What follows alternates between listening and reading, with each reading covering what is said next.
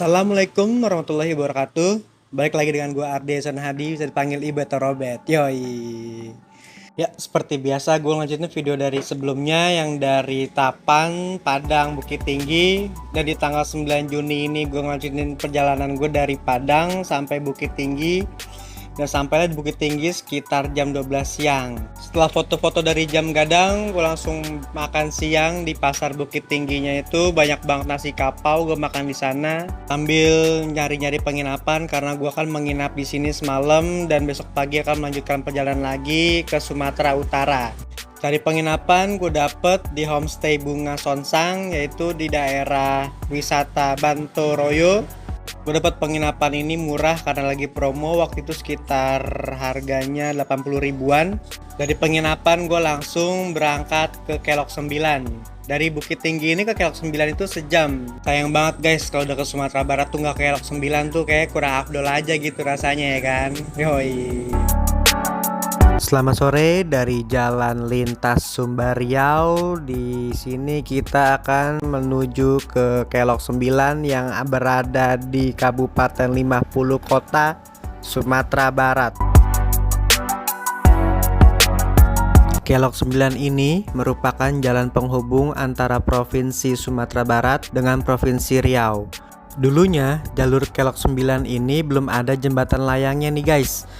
Jadi jembatan layang ini dibuat dan diresmikan oleh Presiden SBY pada Oktober 2013 silam guys. Sesuai dengan namanya, Kelok 9 ini terdiri dari 9 belokan yang meliuk-liuk di antara bukit-bukit nih guys. Gokil sih emang Kelok 9 ini nih. Jembatan layang atau flyover ini di antara bukit-bukit. Wah, ngopi dulu enak kali nih ya sebat-sebat.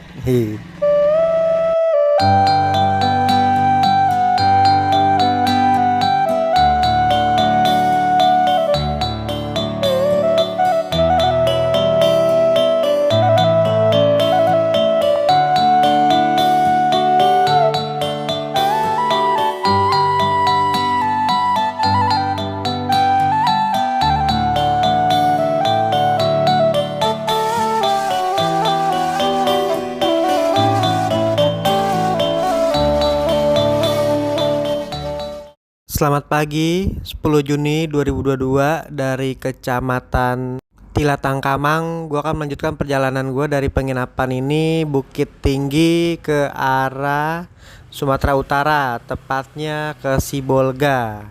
Pagi ini gue berangkat sekitar jam setengah 8. Gue masih melewati jalur lintas barat Sumatera, menghubungkan dari Sumatera Barat ke Sumatera Utara.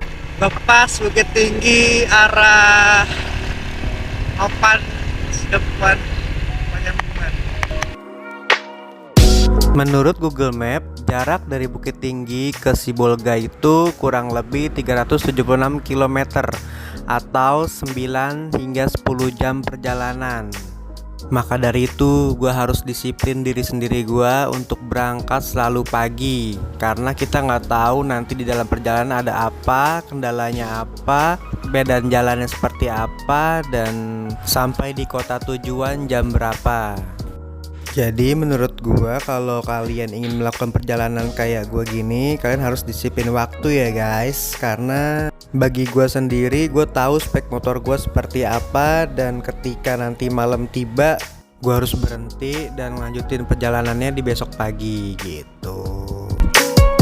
Info kondisi jalan nih guys. Situasi dan kondisi jalan ini masih sama dari yang sebelum-sebelumnya ya guys. Kanan kiri hutan, jalannya halus, sedikit berlubang, kelok-kelok, naik turun, sepi, dan pastinya keren abis guys.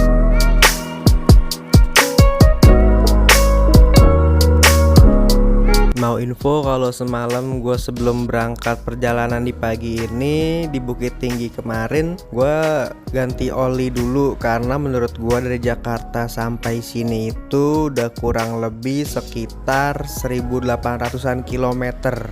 Jadi menurut gua ya kilometer segitu dan setiap hari dia jalan terus nih si Astro Boy, harus ganti oli lah guys ya kan, karena usia dia juga udah kurang muda lagi. Udah gitu tiap hari digeber ya kan, naik turun bukit ya harus kita rawat lah sebagaimana mestinya.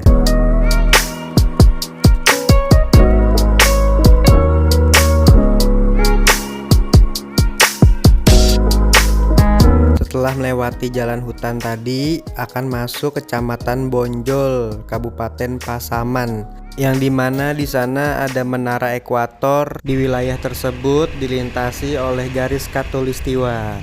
Wah, nanti kita ngelewatin garis khatulistiwa nih guys, yoi. Anda melintasi khatulistiwa. Nah, kalau lewat sini jangan lupa berhenti setelah gapura tadi. Di sebelah kiri itu ada warung. Nah, di sana itu dia bisa bikin sertifikat bahwa kalian udah melewati garis khatulistiwa, guys. Ini sertifikatnya, guys. Perjalanan gue lanjutin setelah melewati Kabupaten Pasaman, dan inilah terakhir di Provinsi Sumatera Barat. Dan gak lama lagi kita akan disambut oleh gapura selamat datang Provinsi Sumatera Utara. Selamat datang di Provinsi Sumatera Utara. Seperti biasa foto-foto sebentar, abis itu gue lanjutin perjalanan gue lagi. Ini masuk-masuk hutan dan perbedaan kondisi aspal di Sumatera Utara dengan di Sumatera Barat tadi. Wah, ini gokil sih, keren. Masuk-masuk hutan lagi, dan ini lokasinya masuk di Kabupaten Mandailing Natal, Sumatera Utara. Beginilah kondisinya, situasinya di Sumatera Utara. Selamat menikmati perjalanan ini.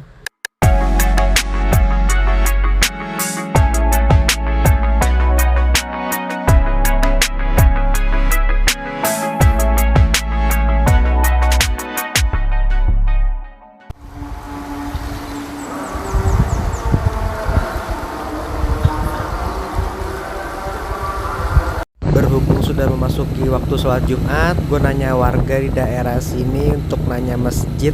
Akhirnya gue diantar sama beliau untuk ke masjid. Abis sholat Jumat, gas lagi melewati Kota Nopan, Kota Mandailing, dan masuk Kota Padang Sidempuan. Alhamdulillah nyampe Kota Padang Sidempuan sekitar jam 5 sore.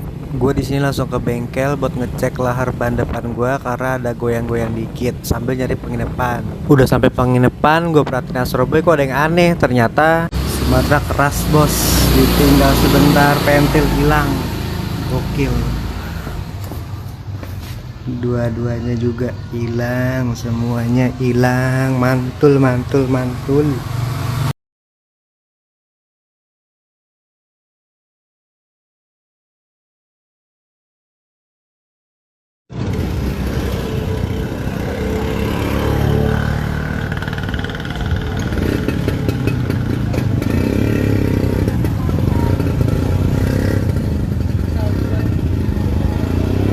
Setelah sarapan lontong Medan di pasar tadi, gue langsung kembali ke penginapan gue, namanya Danis Homestay. Karena gue jalan agak siang ke Sibolga, jadi gue sempetin buat nyuci baju yang kedua guys. Yang pertama di Bengkulu. Perjalanan gue lanjutin dari penginapan, terus isi bensin, sholat zuhur, dan sekitar 1 jam perjalanan hujan deras banget. Gue berhenti di warung makan untuk makan siang dulu sekalian nunggu hujan. Bang, jalan dulu bang.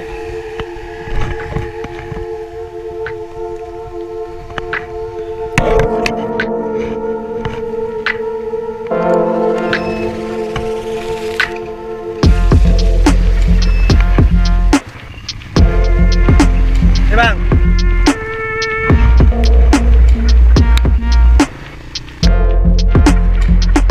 Alhamdulillah hujan udah mulai reda, gue berangkat lagi menuju kota Sibolga. Menurut Google Map, dari Padang Sidempuan sampai ke kota Sibolga itu sekitar 88 km atau sekitar 2 jam perjalanan. Maka dari itu gue dari Padang Sidempuan ini siang-siang guys. Nggak taunya hujan. Emang kita nggak bisa prediksi ya guys cuaca ini. Tapi nggak apa-apa, namanya juga perjalanan ya kan. Nggak ada yang mulus di perjalanan guys. Kita nikmatin aja perjalanan ini ya kan. Yang penting selalu berdoa, sehat, dan selamat. Itu kunci utamanya guys. Nah, kenapa kok gue dari Padang Sidempuan cuma sampai kota Sibolga, nggak ngajuin perjalanan lagi? Karena dari Sibolga ini gue niatnya mau nyebrang ke Pulau Nias, guys. Dan gue searching di Google bahwa kapal ke Nias itu berangkatnya malam dari kota Sibolga. Jadi mudah-mudahan bisa rezeki lah ya buat nyebrang ke Nias. Tapi lihat cuaca juga sini guys, kayaknya nih hujannya terus-terusan nih.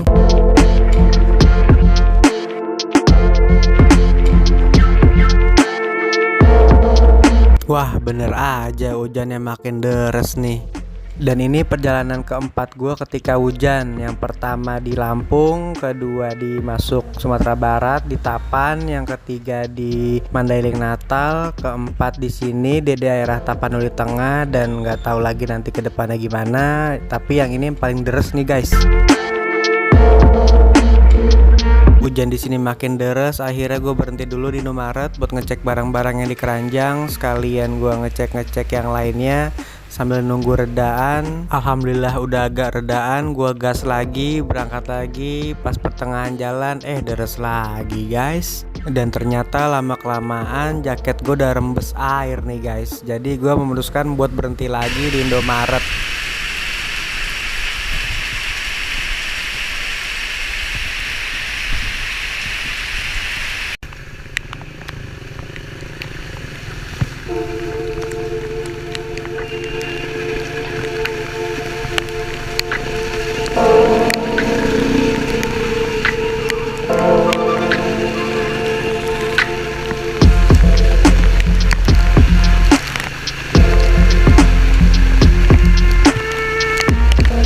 Sekitar 1 jam nunggu di Indomaret, gue berangkat lagi dan alhamdulillah udah reda. Gue gas terus sampai pertengahan jalan, kondisi jalannya banjir guys, gokil, seru banget sih bisa banjir-banjiran di sini.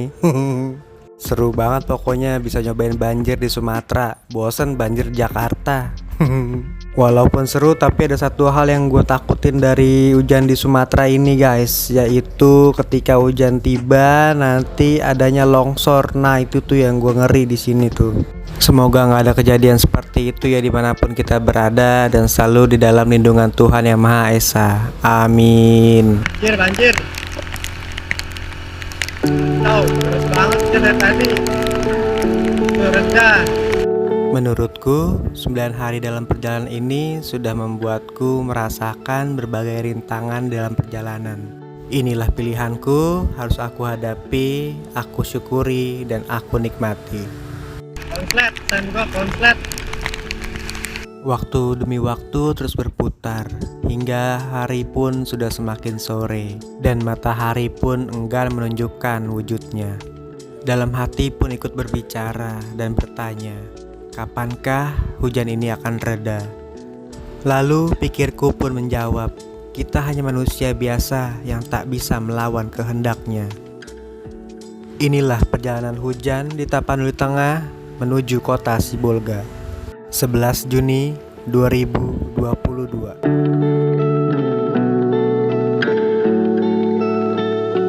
Sana tuh laut. Setelah gua ngeliat laut di pinggir kiri jalan sana, wah, gua ragu buat nyebrang ke Nias nih guys. Karena dalam perjalanan ke Nias itu kurang lebih 10 jam perjalanan laut dari kota Sibolga. Udah gitu ombaknya gede banget. Tapi coba lihat nanti deh gimana situasi dan kondisinya kalau udah sampai di kota Sibolga. Biasanya sih ASDP penyeberangan sih ngumumin nih buat bisa nyebrang atau enggaknya gitu. Tergantung cuacanya juga.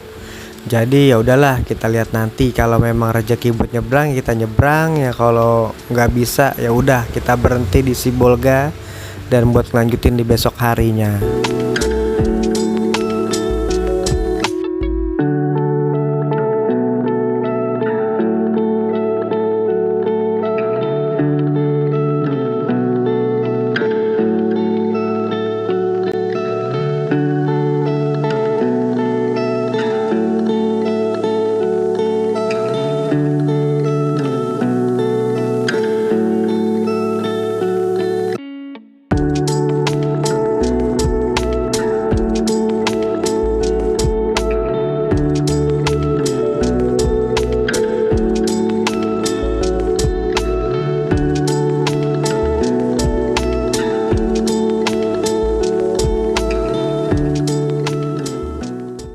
Sampai di pelabuhan Sibolga jam 6 sore.